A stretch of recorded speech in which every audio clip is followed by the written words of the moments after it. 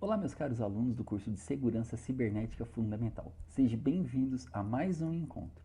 E esse encontro a gente vai tratar de assuntos extremamente importantes, que é segurança de dispositivos eletrônicos, seja celular, computador, notebook, iPads e tablets.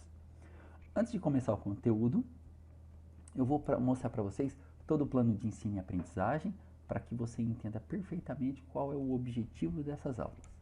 Então eu vou compartilhar minha tela aqui com vocês. Sejam bem-vindos. Qualquer coisa eu sempre vou estar à disposição para sanar qualquer dúvida. Então vamos lá. Segurança cibernética fundamental. Pessoal, quando a gente fala em segurança cibernética, é tudo que acessa a rede mundial de dados, né? De computadores. As informações que você pega, as que você compartilha, o formato que você recebe, o formato que você também compartilha, aquilo que você lê. Então, pessoal, são assuntos que é de extrema importância. Não somente para você aprender para a escola, mas para levar para a sua vida, tá bom? Eu sou o professor Rodinei César Pontelli e eu vou estar sempre à disposição de vocês. Qual é o objetivo desse curso? O curso de Segurança Cibernética Fundamental tem os seguintes objetivos. Quais objetivos ele vai ter, né? O que será que é claro, o que não é claro aqui? Então, olha só. Primeiro deles, preparar o aluno para customizar as configurações, customizar as soluções existentes no mercado para segurança cibernética. Então, o aluno aqui, todos devem saber personalizar as configurações, seja do antivírus, seja de um firewall, seja de um squid, seja de um proxy. Ele tem que saber fazer isso. Ou simplesmente executar corretamente os aplicativos instalados. A fim do quê? De minimizar os riscos de sistemas computacionais das empresas. A gente fala empresa aqui, né? Porque é mais voltado para o mercado de trabalho. Mas você pensa, você perde o seu celular e lá dentro tem suas fotos, tem suas senhas salvas, suas redes sociais. Imagine o transtorno que isso não dá. Sem contar a documentação que a gente tem hoje, né, no celular. Você tem carteira profissional de trabalho, RG, CPF, você tem contas bancárias. Então é complicado, né? Agora, pensa isso para uma empresa. Imagina só o transtorno que ela teria se ela perdesse os dados dela na internet. Qual seria o uso? Né? Imagine que quem pegou esteja fazendo compras no nome dela, esteja gastando no nome dela, fazendo empréstimos no nome dessa empresa. E geralmente empresas donas têm crédito no mercado, né? E isso ninguém duvida. Inclusive no seu. Ah, professor, um rapaz pode passar o Pix ali? Pode. Infelizmente ele pode. Proporcionar condições para que o aprendiz execute os trabalhos na área profissional por meio de ferramentas tecnológicas. Proporcionar condições para que o aluno execute os trabalhos na área profissional de atuação, né, por meio de ferramentas tecnológicas. Então, essas ferramentas tecnológicas, ela é parte integrante da aula.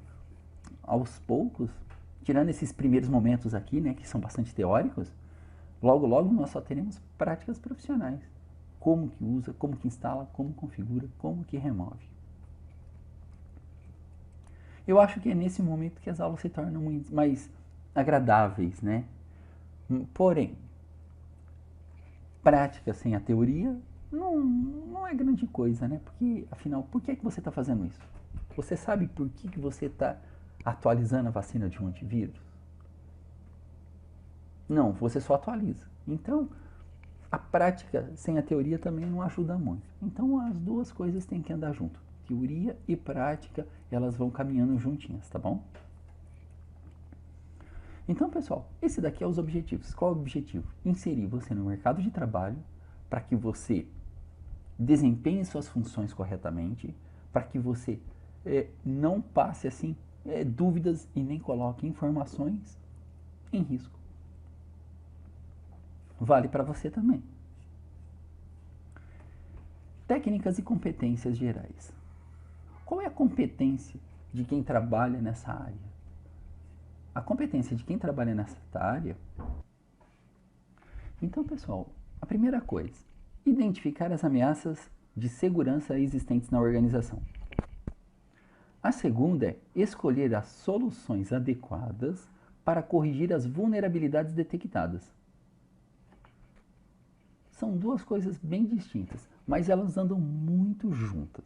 Então, olha só, a primeira, você tem que identificar quais são os pontos mais vulneráveis que a empresa tem. Professor, mas isso não existe. Existe sim. Vou te dar um exemplo. Imagina que você, na sua casa, instala um antivírus hoje. Amanhã surge uma nova vacina e você não atualiza o seu antivírus. O seu computador está vulnerável, porque as próximas gerações de vírus que o seu computador pegar, o seu antivírus, ele não vai identificar essa ameaça e colocar em quarentena. O que ele vai fazer? Fingir que está tudo certo. Você viu essa vulnerabilidade? É uma pequena ameaça. Essa vulnerabilidade é alguma coisa que passou despercebido. Sistematizar, procedimentos de tecnologia de informatização visando a aplicação de políticas de segurança para a empresa. Da empresa. Então você tem que o quê? Aplicar procedimentos de tecnologia da informação ou criar. Porque quando você trabalha numa empresa e ela já tem uma política de segurança, é uma coisa. E quando você entra numa empresa que não tem a política de segurança?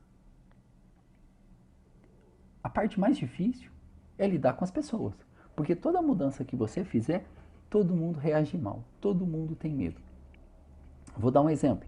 Há uns tempos atrás, antes de começar a pandemia, eu desenvolvi um sisteminha para um controlador de acesso que ficava no meu condomínio. E era a Ana que era a controladora de acesso. E ela anotava tudo na mão. Qual era o objetivo? Pegar aqueles papéis que ela tinha e colocar para dentro do computador. E ela me ajudou e ela começou a entender o que eu estava fazendo. E ela aceitou muito bem. Então eu sempre pegava umas informações com ela, aplicava na tecnologia e levava para ela ver. Ela usava e falava, tá ótimo, tá bom, muda isso, muda aquilo. Os outros controladores que não participaram do processo de construção, eles eram avessos à utilização da tecnologia, porque eles achavam o quê?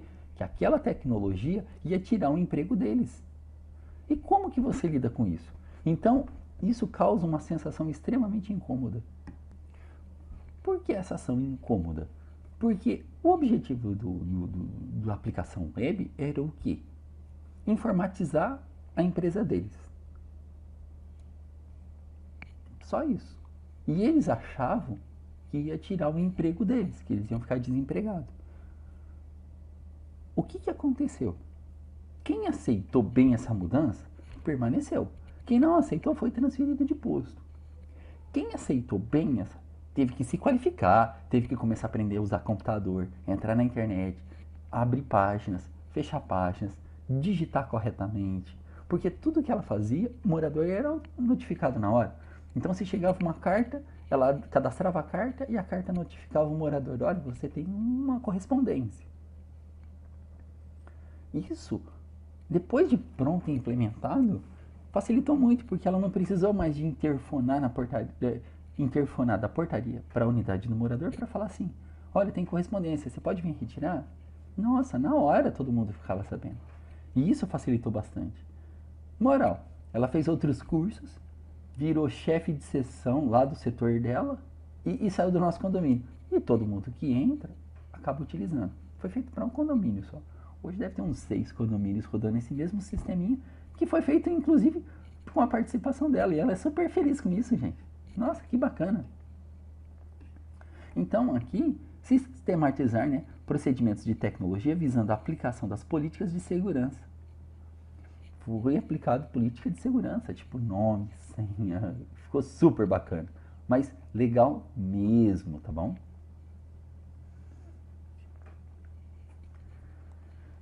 Técnicas e competências socioemocionais. Quando a gente fala de técnicas e competências socioemocionais, O que nós temos que fazer? Qual que é o nosso papel, né? De pessoa, de humano, de funcionário? Demonstrar ética profissional em tudo. Respeito o que você faz. Ninguém é obrigado a fazer nada. Se você não está satisfeito, procura outra coisa. Mas tem que ser ético, responsável. Demonstrar o que? A capacidade de lidar com situações novas que acontecem todos os dias. Novas situações, pessoal, acontecem todos os dias. Até mesmo para você chegar no trabalho. Não é nenhuma questão de trabalhar. É uma questão de chegar. Ou tá chovendo, o transporte parou, o metrô congestionou, tem um trem parado. E assim a vida segue, né? Então você tem que lidar com essas situações, sim. Agir com pensamento crítico, voltado à resolução de situações e problemas. Pessoal, pensamento crítico aqui vale comentar. Pensamento crítico não é você reclamar das coisas. Por favor, não é nada disso. Uma coisa não tem nada a ver com a outra. Pensamento crítico é fazer bem feito. E cada vez melhor. Ponto final. Hoje você faz e amanhã você melhora. Se tiver que fazer de novo, melhora. Eu tinha uma professora que falava assim: você trabalhou um dia e os outros dias você copiou o que você fez no primeiro dia. Isso não é trabalho. Né? Nossa, eu ficava extremamente incomodado. Não, você não está nessa empresa há 10 anos, você só trabalhou nela um dia. Os demais dias, você só copiou aquilo que você fez. Meu Deus do céu. E é verdade, né? Essas situações de problema, pessoal, é aquilo que acontece o tempo todo com nós. É o que acontece com nós o tempo todo. Você quer ver um negócio? Temos prova hoje, vamos lá, de artes. Esqueceu o seu caderno. O professor vai dar nota no caderno de artes. Cadê o caderno? Esqueci o caderno. Como que eu resolvo isso? Ou eu vou em casa buscar, ou eu peço para o meu irmão trazer. Falo para o professor, aconteceu isso, eu esqueci em cima da mesa, posso trazer? Tem alguma solução? Você tem que procurar uma forma de resolver, mesmo que você não consiga e dependa dos outros. Demonstrar a capacidade de adotar em tempo real, hábil, a solução mais adequada entre possíveis alternativas. Ixi, aqui ficou separado, né? Capacidade de adotar em tempo hábil uma solução adequada. Esqueci o caderno? Professor, minha irmã está trazendo. O senhor espera 5 minutinhos? Não adianta uma semana depois você falar para ele que, olha, professor, semana passada você estava corrigindo a atividade e eu não mostrei porque esqueci o caderno em casa. Aí ele vai falar, o que você quer que eu faça? Eu já dei as notas. Porque se você tivesse me falado no mesmo momento, eu teria falado, vai buscar, pode trazer que eu estou aguardando, me traz amanhã que eu estou na outra sala. Então, turma, aí você começa a ver que toda decisão ela tem um tempo rápido de resposta. Nós aguardamos esse tempo, né, não uma semana. Eu vou te dar um exemplo. Se você for no dentista e falar assim, você pode olhar os meus dentes para ver se está tudo bem? Ele vai falar assim, você abre a boca 1 minutinho para me dar uma olhada? O que é que você entende com esse 1 minutinho? Que é jogo bem rápido. Que é jogo rápido e não tem problema para você ficar com a boca aberta 1 ou 2 minutos, 3 minutos, 5 minutos. Mas se ele falar assim, eu vou precisar que você fique com a boca aberta 1h30 para me dar uma olhada. Oxe, tem cabimento você ficar 1h30 com a boca aberta só para ele olhar se precisa de fazer alguma coisa ou não? Não, né? Claramente não. Por quê? Porque demorou muito. Então ele não tem aquela capacidade, aquele tempo hábil de tomar uma decisão. Ele gasta mais tempo que o necessário. Você, numa prova de matemática, quanto tempo você resolve ela? Depende do número de questões, mas eu vou fazendo rapidinho. Não é rápido com pressa, eu vou fazendo no meu tempo. A questão não é ser o primeiro aluno que entrega a prova, nem o último, é ser aquele do meio, ou do meio. Pronto, está resolvido. Não precisa de ser o melhor, mas também não pode ser o pior. Então, pessoal, nós temos essas competências aqui socioemocionais, né? A gente tem que ter ética, respeito, humanismo, né? Consideração com o próximo, pensar de forma a solucionar problemas, não é reclamar. Não é reclamar. Reclamar não te leva a lugar nenhum. Demonstrar que você tem boa percepção sobre um determinado assunto, que você sabe conversar adequadamente. Aqui, pessoal, atividades desempenhadas. Quais atividades que você desempenha no mercado, né? Pessoal, aqui vale ressaltar, cabe eu falar para você, que depende muito da área de atuação. Porque você pode o quê? Trabalhar em um banco, numa indústria e num comércio. E cada um deles tem um padrão de atuação diferente, né? Então, olha só. Levantar dados sobre o problema com o usuário, mas todos eles têm que fazer esse levantamento de dados. Se existe problema com um determinado usuário. Identificar as vulnerabilidades do sistema de segurança cibernética. Vamos explicar esse primeiro tópico aqui e depois a gente vem para o segundo. Levantar dados sobre os problemas que as pessoas que usam o sistema estão tendo.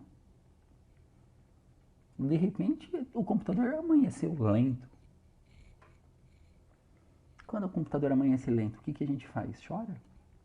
A gente tem que arrumar uma solução. Reiniciar, desativar backup automático, verificar se está com worm, se está com trojan, se está com vírus, se é um antivírus que está sendo executado e está consumindo muita memória. A gente tem que ter esse tipo de solução, né? Não teria por que não. Customizar as soluções de segurança de acordo com a demanda das organizações. Personalizar as soluções de segurança de acordo com a demanda da organização. Realizar pesquisas de trabalho, né? Realizar pesquisa e trabalhar conforme a legislação pertinentes à área profissional de atuação. Realizar pesquisa. Pessoal, o que acontece aqui? Toda vez que você for solucionar alguma coisa, um problema, a gente tem que ver se não está criando outro. Já pensou se faz uma coisa e cria outra? Resolve um problema e cria dois? Trabalhar de acordo com a sua empresa, obedecendo quem? As legislações pertinentes à área profissional. Mas como assim, professor? Por exemplo, quem é da área de tecnologia? Ele não pode usar programas piratas, copiar arquivos que não te pertencem. Você tem uma série de regras. E cada curso é pautado em algumas instruções que é passado ao longo da sua jornada acadêmica. Você não vai estudar legislação para a sua área. Por quê? Porque as áreas, elas são de livre comércio. Elas são de livre concorrência. Hoje você pode trabalhar num consultório odontológico, amanhã você pode trabalhar numa padaria, depois num açougue. Não tem nada que impeça você mudar de área. Porém, toda a área de formação de nível superior que é reconhecido tem um certo grau de exigência. Por exemplo, para você fazer enfermagem, ser uma enfermeira, o que é que você precisa inicialmente? Ter cursado o curso de enfermagem, ou técnico ou superior. Mas você tem que ter esse curso de enfermagem. Para você ser um médico, seguir na mesma área. O curso de enfermagem não resolve. Ele tem que fazer um curso de medicina. Para você ser um veterinário, você tem que fazer o curso de médico veterinário. Existem regras para você fazer certos cursos, para você atuar em certas profissões. Professor, mas eu tenho um curso de direito e trabalho no comércio do meu pai. Tudo bem. Você fez direito, mas vamos lá. Você pode advogar? Não, não pode. Por quê? Porque você tem que passar no concurso da OAB. Você pode ser um juiz? Não, porque você tem que passar no concurso para magistratura. Então, existem regras lá dentro. Não é porque você fez um curso de medicina veterinária que você vai ser exatamente veterinário. De forma alguma. Você pode ter um pet shop e você ser um atendente do pet shop. Só para deixar claro isso. Pessoal, quais competências, né? Analisar as ameaças de segurança na organização a partir da detecção de vulnerabilidades. Se você for ver, vulnerabilidade aparece todos os dias. Todo instante, toda linha tem a vulnerabilidade. Sistematizar, né, procedimentos de tecnologia da informação, visando, né, a aplicação de políticas de segurança da empresa.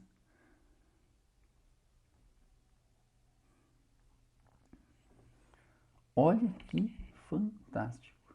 Analisar as ameaças de segurança na organização a partir da detecção de vulnerabilidades. Sistematizar procedimentos de tecnologia da informação visando a aplicação de políticas de segurança da empresa. Isso sim são competências. É que aqui, pessoal, atividades desempenhadas e competência são bem diferentes. Você pode fazer uma atividade, mas não ser competente.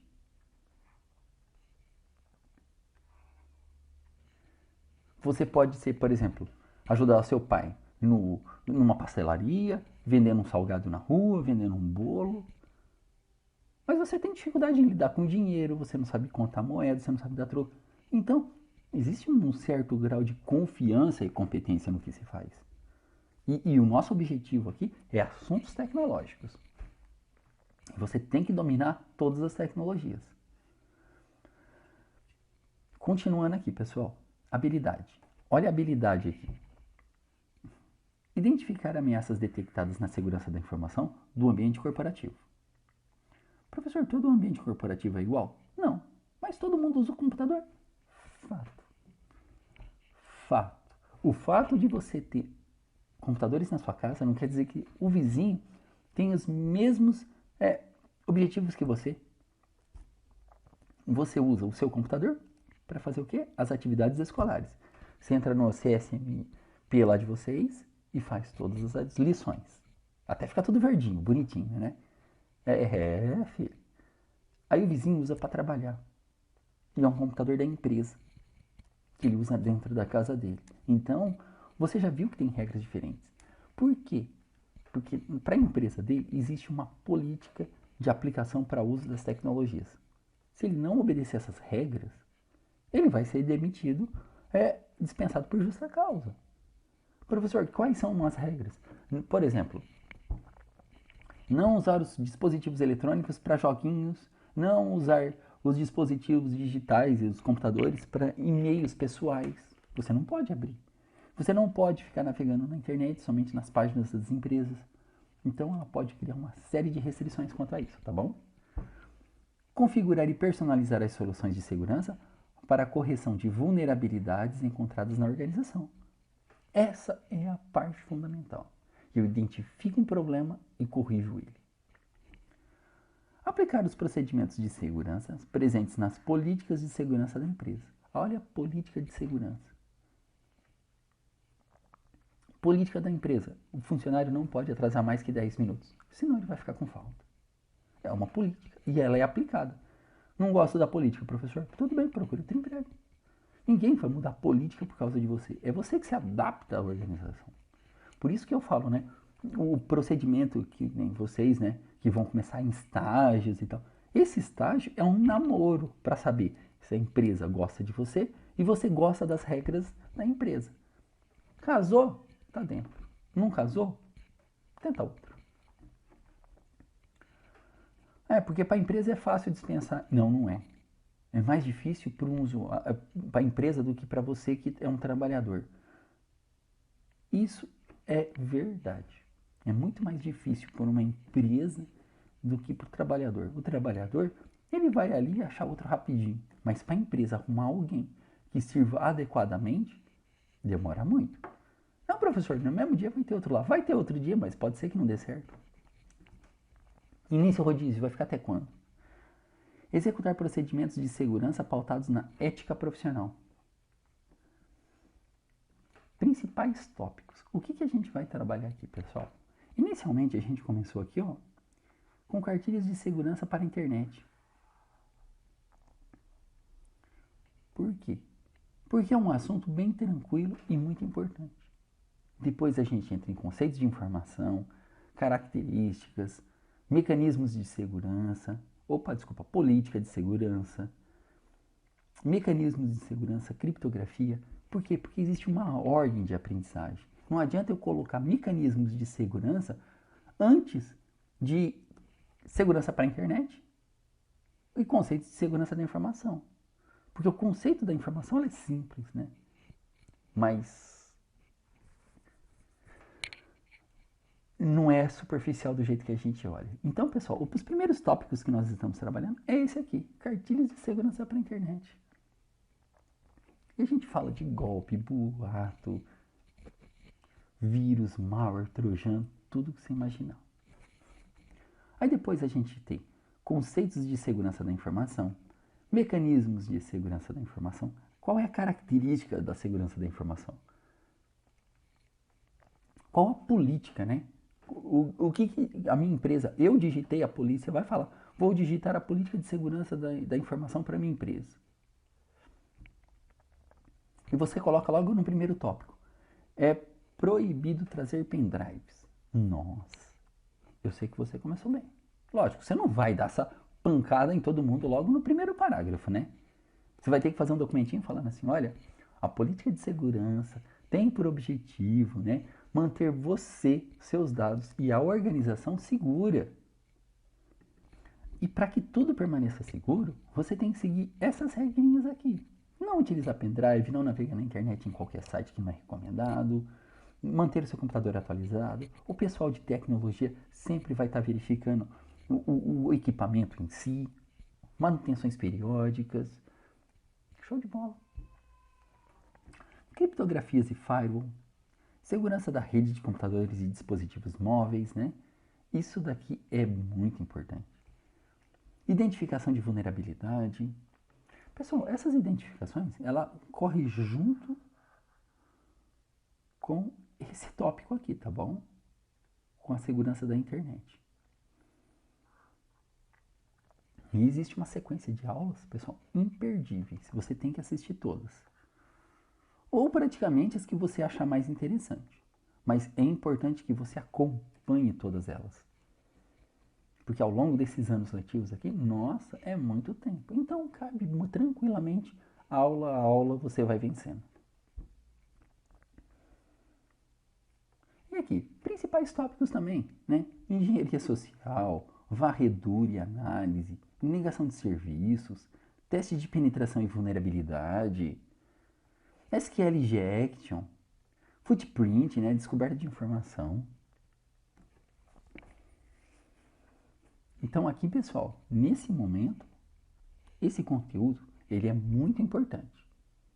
Não para você aprender e ser aprovado num curso de segurança, para você fazer uma faculdade de segurança cibernética, né? São assuntos em moda. Todos esses assuntos aqui, pessoal, ele tá todo dia, inclusive nos jornais. Professor, mostra o cara caiu no golpe das redes de relacionamento, foi encontrado. Nossa, gente, pelo amor de Deus, cartilha de segurança para a internet. Faltou essa leitura para o camarada. Você não pode acreditar em tudo que você ouve ou vê. Você tem que procurar fonte segura. Você não pode aceitar todos os figurinhas que te mandam como verdade universal. Você tem que ter uma opinião, você tem que ir atrás e falar assim, não, eu vou pesquisar sobre isso. Tá? Você não pode, por exemplo, essa aqui, ó, engenharia social. Muito comum também. Poxa, você tem um cachorro, você coloca lá, dica de senha, nome do cachorro. Aí eu chego pra você e falo assim, nossa, cachorro bonitinho, qual que é o nome dele? Aí você fala.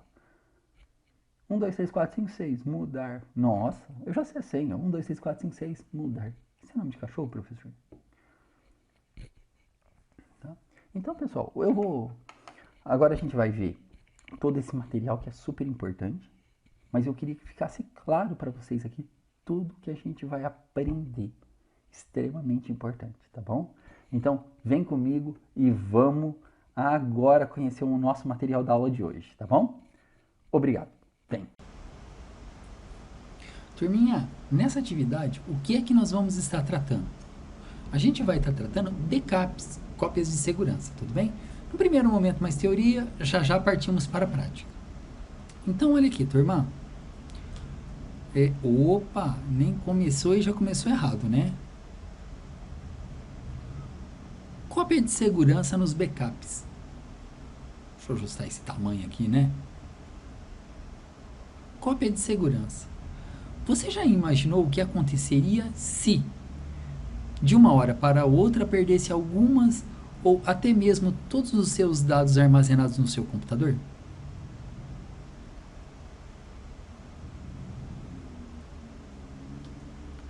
Você já passou por isso? Eu já passei por isso, pessoal, e posso falar, não é nada legal. É muito triste, chato, você perde trabalhos que tem que ser entregues. Eu tinha alguns trabalhos de aluno também, perdi, tive que pedir para ele enviar novamente. Até que ele foi gentil e enviou. Professor, olha, tá aqui de novo, eu fiz uma alteração, espero que o senhor considere. Poxa, você acha que eu não ia considerar a alteração dele? Apesar que não tinha nem como conferir, porque eu não tinha corrigido o trabalho dele. E se fosse todas as suas fotos, olha aqui, fossem todas as suas fotos, os dados armazenados em seus dispositivos móveis? E se enviaram seu computador para uma manutenção, você recebesse de volta com o disco rígido formatado? Já passei por isso também. E para evitar que estas situações aconteçam, é necessário que você haja de forma preventiva e realize cópias de segurança, backups. Muitas pessoas, né, infelizmente, só percebem a importância do backup quando já é tarde demais, ou seja, quando os dados, né, já foram perdidos e não pode mais fazer nada para recuperá-los. Backups são exatamente importantes, pois permitem o quê? Proteção dos dados, recuperação de versões e arquivamentos. Então, o backup é uma cópia de segurança que a gente tem caso algum dispositivo do equipamento eletrônico, como o disco rígido, venha parar. A memória flash do celular pare. A gente consegue restaurar esses dados, né? Então, olha só aqui, pessoal. Proteção de dados.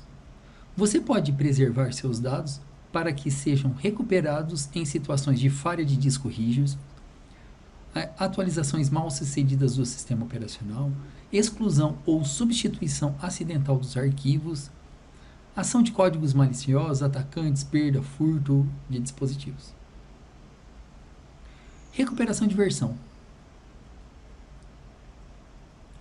Você pode recuperar uma versão antiga de um arquivo alterado, com uma parte excluída, né, de um arquivo editado, uma imagem original, de uma foto manipulada.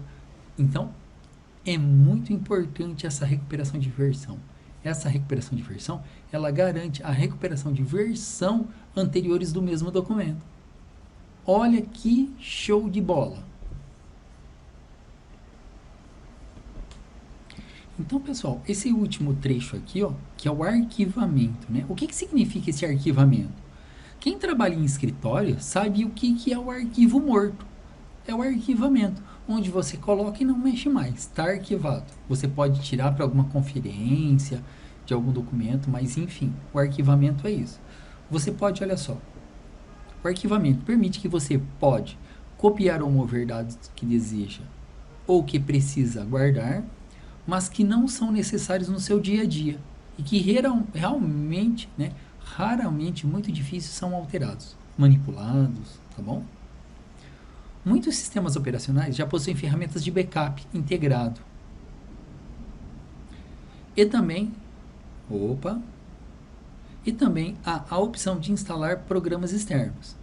Na maioria dos casos, ao usar essa ferramenta, basta que você tome alguma decisão como: onde vou gravar o meu backup? Quais arquivos devo copiar? Com que periodicidade, né, devo realizá-los? Então, olha aqui. Onde eu gravo meu backup? Você pode usar mídias como CD, DVD, pendrive, discos de Blu-ray e discos rígidos internos ou externos, ou armazená-los remotamente, online ou offline. A escolha depende do programa de backup que você está usando e de questões como capacidade de armazenamento, custo e confiabilidade. um CD ou DVD Blu-ray pode pastar para pequenas quantidades de dados. Um pendrive pode ser indicado para dados, né, constantemente modificados, ao passo que o disco rígido pode ser usado para grandes volumes que devam ficar ali quase que eternamente, né? Porém, pessoal, o que a gente recomenda hoje, né? Que o backup seja feito fora do equipamento, de preferencialmente, né, feito na NAS. O que é a NAS? É um lugar de armazenamento na rede. É onde você guarda os seus Storage Area Network. Armazenamento, área local, área de armazenamento. Copiar arquivos. Quais arquivos eu devo colocar no meu backup? Apenas arquivos confiáveis e que têm importância para você devem ser copiados. E não arquivos, pessoal, desnecessários, aleatórios. Tudo bem? Olha aqui. Arquivos de programas que podem ser reinstalados geralmente não precisam ser copiados. É necessário. Opa! Fazer cópia de arquivos desnecessários pode ocupar espaços inutilmente e dificultar a localização, né, dos demais dados. Muitos programas de backup já possuem listas de arquivos e diretórios recomendados. Você pode optar por aceitá-los ou criar sua própria lista. Então, o que acontece aqui? Nesse momento, eu estou na segunda decisão. Eu tenho a primeira aqui. E o que eu estou trabalhando nesse momento aqui? Nesse segundo aqui. Nesse primeiro item é onde eu devo guardar o meu backup. No segundo item é quais arquivos eu devo fazer o backup. Para quais arquivos isso é importante? No terceiro item, com que periodicidade devo realizá-los?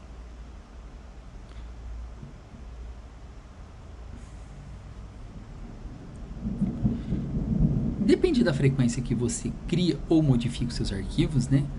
Quais frequentemente modificados podem ser copiados diariamente, ao passo que aqueles ou poucos alterados podem ser copiados semanalmente ou mensalmente. Ele está falando o seguinte aqui, turminha.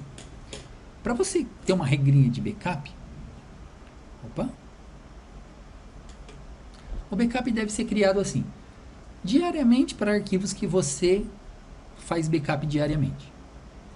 Semanalmente para arquivos que você raramente mexe. Ou tem que ter uma ferramenta que verifique isso para nós, né? Vamos continuar no material teórico aqui e a gente já na prática resolve isso.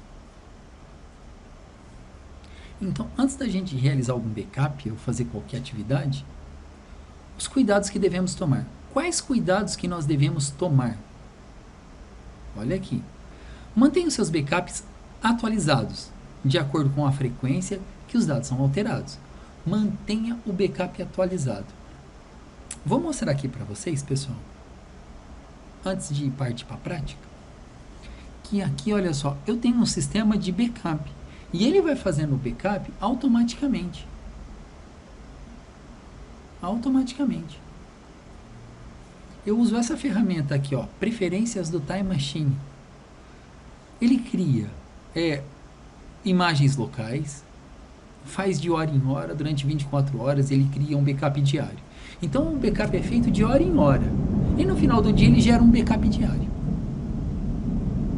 Backups semanais, porque no final de 7 dias você tem uma semana para organizar os backups. Tudo bem? Eu vou fazer o seguinte, eu vou ver se eu consigo aqui tirar uma foto, mas eu não vou conseguir.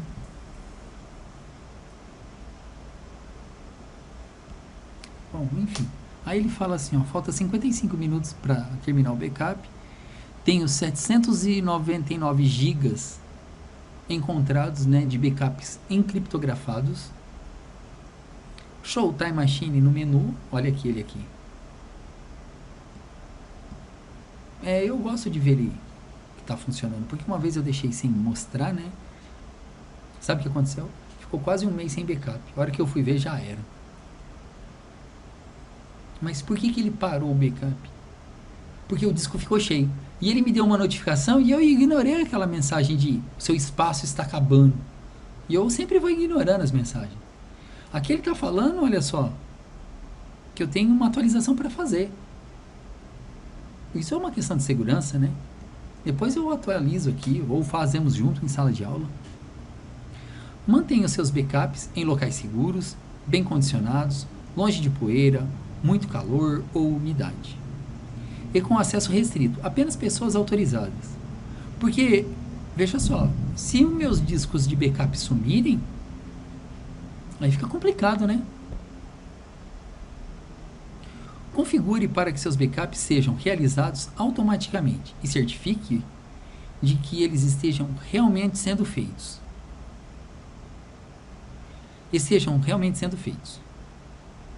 Tá aqui. Eu não certifiquei se ele estava sendo feito ou não e pronto. Backups manuais são mais propensos a erros e esquecimentos, né? Então, a gente tem que automatizar, criar um schedule, agendamento de backup. Além dos backups periódicos, sempre faça backups antes de efetuar grandes alterações nos sistemas operacionais, como adição de hardware, atualização do sistema operacional, enfim, qualquer outra grande mudança. Vou trocar o disco rígido, faz backup. Vou adicionar memória, não precisa de fazer backup. Vou atualizar o sistema operacional, pode fazer backup. E D, enviar ao computador para manutenção. Por quê? Porque pode acontecer alguma coisa lá, né? E os dados sumirem. Olha aqui. Armazene os dados sensíveis, né, em formato criptografado. Aqui a gente vai ver em um outro capítulo como que a gente faz essa criptografia, tudo bem? Mantenha, pessoal, backups redundantes. O que é um backup redundante? Eu tenho uma cópia numa pendrive e uma cópia na rede. Eu tenho uma cópia no meu computador e no computador do quarto. Eu tenho backup em lugares diferentes, cópias redundantes. Ou seja, várias cópias para evitar perder seus dados em um incêndio, inundação, furto ou pelo uso de mídias defeituosas. Você pode escolher pelo menos duas das seguintes possibilidades: sua casa, seu escritório ou um repositório remoto. Pessoal, eu sempre uso um repositório remoto que eu tenho, tudo bem? Por questões de segurança mesmo. Ele fica aqui do lado, né?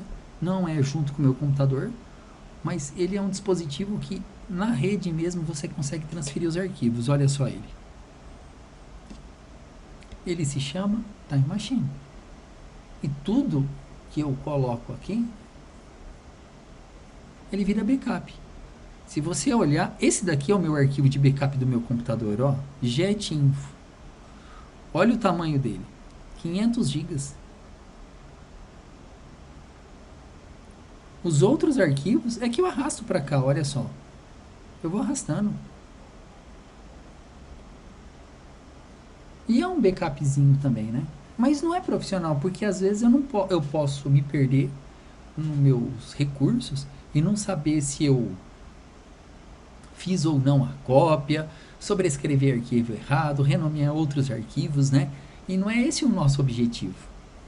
Então, olha aqui, vamos voltar para o nosso material teórico. Então, pessoal, olha aqui. Cuidado com mídias obsoletas. O que são mídias obsoletas? Aquelas mídias, pessoais, que não tem mais suporte. Por exemplo, há 10 anos atrás se guardava arquivos em disquetes. Vamos dar uma procurada na internet. Disquete de 3.5, 3,6 polegada, né? Imagens. Olha aqui. A gente guardava as informações aqui dentro. E hoje não existe mais o drive de disquete. O seu computador não tem mais entrada para ele. Então, essa peça aqui, ó, o disquete aqui, ele encaixava aqui. Porém, hoje não existe mais esse leitor. Então, quer dizer que se um backup foi feito aí, E nada é a mesma coisa, porque você não tem um lugar de ler. E eu lembro até hoje, pessoal, de uma passagem que eu pedi um trabalho na faculdade e o aluno me entregou um disquete. E eu não tinha um drive de disquete para ler. Como eu não consegui corrigir, né, dei nota máxima para ele. Encerrou o semestre, dezembrão, fui para casa da minha mãe. Fui visitar um amigo meu.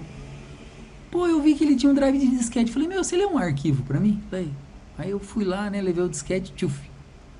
Abrimos o disquete. Sabe o que tinha dentro? Instalador de uma impressora super antiga, 540C. Sabe o que eu fiz? Entrei no ambiente da faculdade e dei nota 0 para ele. Porque ele me enganou. Me senti enganado. E justifiquei ainda perante a faculdade. Pergunta se ele gostou. Claro que não. Primeiro ele teve 10, porque eu não consegui corrigir o trabalho entregue. Depois que eu corrigi, deu 0. Vai falar que eu sou chato? Claro que não, pessoal. Você não quer coisas que não te pertencem. Se você fez um trabalho, ele é teu. Se você não fez, fala pro seu professor. Professor, não tive tempo de fazer. Posso entregar depois? Pronto. Nada além disso. Então, pessoal, vamos voltar aqui para o nosso material, né? Olha aqui. Então, muito cuidado com mídias obsoletas. Disquetes já foram muito usados para backups, porém, atualmente, acessá-los tem se tornado cada vez mais complicados pela dificuldade de encontrar computadores com leitores desse tipo de mídia pela degradação natural do material. Assegure-se que conseguir recuperar seus backups, a realização de testes periódicos pode evitar a péssima surpresa de descobrir que os dados estão corrompidos. Em formatos obsoletos, você não possui mais programas para recuperar. Olha que loucura, gente. Então a gente tem que ter cuidado, porque às vezes a gente faz backup e não está fazendo backup. Na verdade faz backup, mas o que adianta eu fazer um backup e não conseguir ler?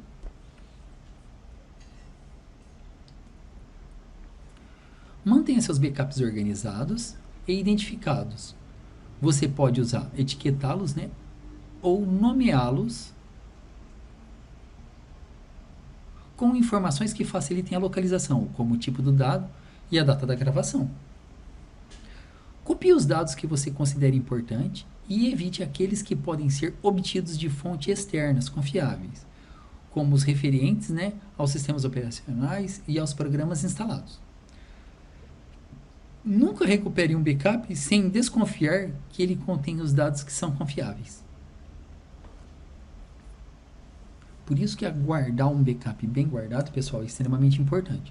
Imagina que você faça um backup de um arquivo e guarde. Alguém indevidamente vai lá e sobrescreve esse backup seu. E quando você vai restaurar, além de não trazer o arquivo que você tinha, estragou os que você tinha. Aí fica difícil, né? Aí, sinceramente, não tem o que fazer. Ao utilizar serviços de backup online, cuidados adicionais que você deve tomar como? Importante, pessoal, quando o backup está sendo guardado em outro lugar que não seja a sua casa ou dentro da sua área de fácil acesso, cuidado. Então, pessoal, observe a disponibilidade dos serviços e procure escolher com um pouco mais, né? Observe a disponibilidade do serviço e procure escolher um com poucas interrupções, ou seja, que não pare de funcionar constantemente, que tem alta disponibilidade. O problema é que a alta disponibilidade, ela tem custo, ela não é de graça. Então, às vezes, por exemplo, você usa recursos de backup em um drive do Google Drive. Lá tem alta disponibilidade. Mas o backup é pequenininho, né? É até 15 GB. E se você precisar de 200 GB? Aí você tem que comprar um plano. E aí que custa caro. Observe o tempo estimado para a transmissão de dados, porque depende muito da velocidade da internet. Tanto para a realização de backup, quanto para a recuperação de dados. Dependendo da banda disponível, né, e da quantidade de dados a serem copiados ou recuperadas, o backup online pode se tornar impraticável.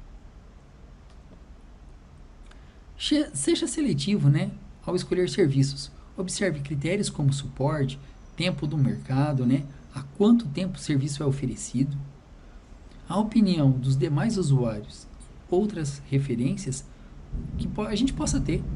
Quando você vai comprar algum serviço na internet, o que acontece? Você pesquisa. Você não deixa de pesquisar. Isso é importante. E é importante você entender que o backup ele é um item muito importante para a empresa.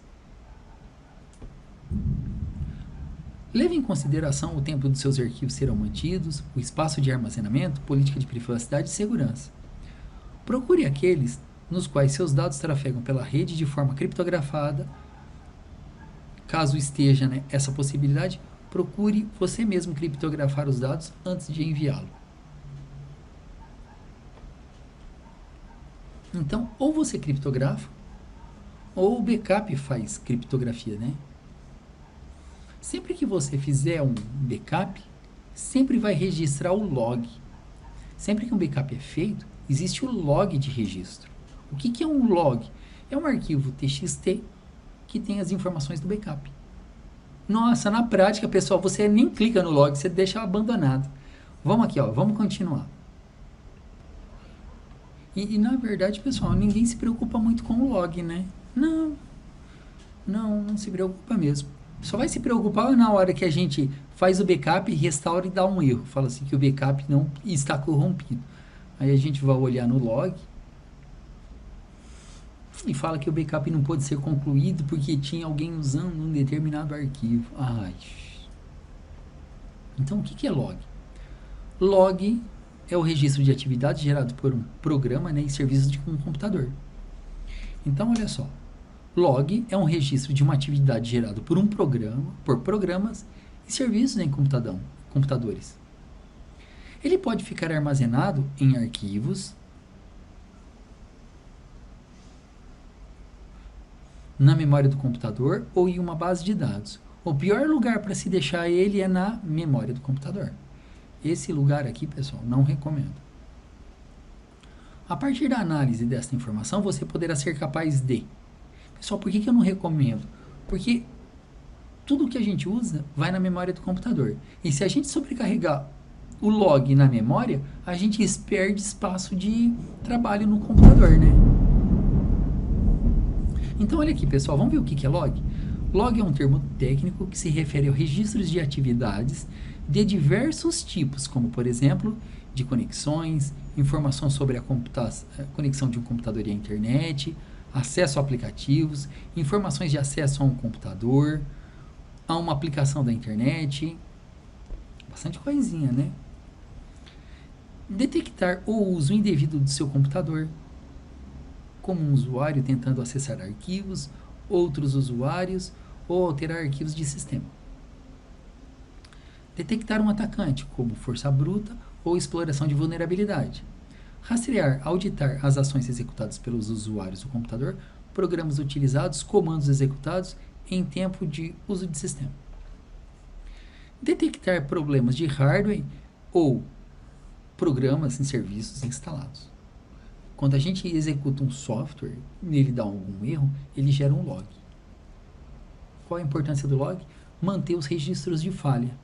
Geralmente ele registra falhas e avisos. Olha, está acabando o espaço. Seu espaço acabou. Se eu ignorar, fazer o quê? Não vou fazer download de espaço, né?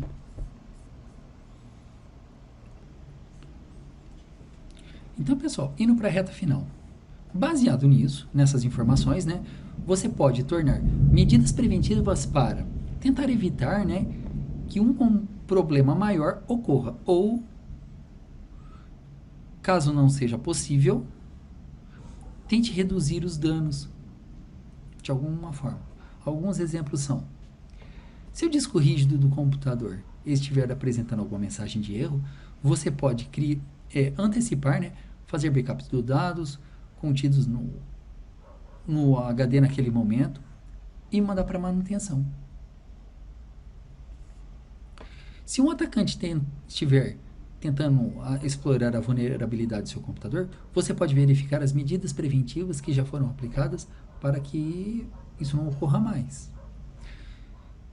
Se não for possível evitar um ataque, os logs podem permitir que as ações sejam executadas pelos atacantes sejam rastreadas. Através do log, a gente sabe quem é que está fazendo tentando acessar o meu equipamento, como arquivos abertos e informações acessadas. Tudo que eu estou falando aqui fica dentro de ferramentas administrativas, tá bom? Daqui a pouquinho a gente chega lá. Então, olha só, os logs são essenciais para a notificação de incidentes. Ponto. Não tem mais o que falar. Pois permite que diversas informações importantes sejam detectadas, como, por exemplo, a data e hora de uma determinada atividade ocorreu, o fuso horário do log, o endereço IP da origem da atividade, portas envolvidas e protocolos utilizados, como TCP, UDP e CMP. Os dados completos que foram enviados para o computador ou rede e os resultados das atividades. Cuidados a serem tomados. Que cuidado que a gente tem que tomar, pessoal? Mantenha o seu computador com o horário correto.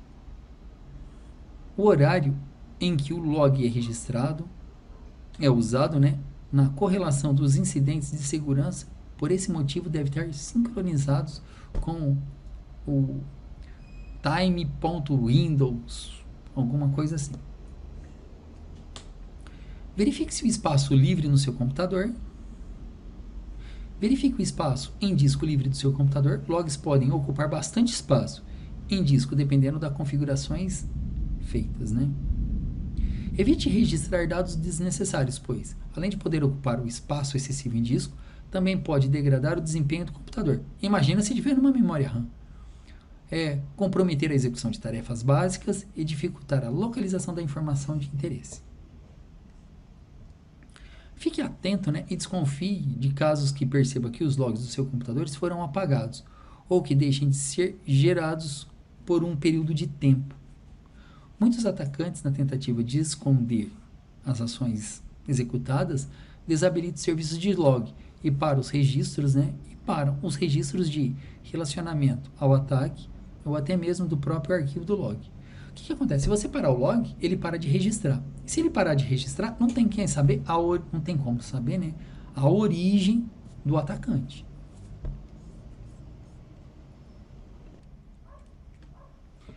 Então, pessoal, restrinja o acesso aos arquivos de log. Não é necessário que todos os usuários tenham acesso às informações contidas no log. Na verdade, ninguém precisa de saber o que acontece com o log, Por isso, sempre que possível, permite que apenas usuários administradores tenham acesso a esse tipo de dados. Pronto. Então, pessoal, nesse material aqui, o que a gente viu? Um pouquinho de backup e um pouquinho de log. Qual é a ideia? Que você faça o backup e o log, você leia o log, pelo menos para saber se deu certo ou não as definições do backup. Porque até então, esse material aqui, ele está tratando o backup como se você arrastasse o arquivo para um compartimento separado. Enquanto, na verdade, no mundo mais corporativo, a gente não usa esse tipo de ferramenta. Esse tipo de arrastar e soltar. Porque a gente pode esquecer, não fazer backup na hora errada, esquecer de registrar. Então, a gente vai fazer o quê? Utilizar ferramentas próprias para backup do próprio sistema operacional. Por quê? Porque se der algum problema, claramente a gente liga na Microsoft e fala que a gente teve uma dificuldade em usar um backup. Paciência, Paciência, às vezes acontece. Então, pessoal, eu espero que você tenha gostado desse material, Não é uma atividade muito comum praticada entre nós usuários, A utilização do backup. Na verdade, a gente nem se preocupa com backup, mas a gente tem que criar a mentalidade dessa parte de segurança, porque senão, a gente tem que ser bons usuários e tem que saber se cuidar. Fazendo o quê? Backup. É uma forma de proteger você, seus dados, contra algum tipo de desastre. Então, pessoal, fica a aula por aqui. Desde já agradeço a participação. Um forte abraço. Fiquem com Deus e até a próxima.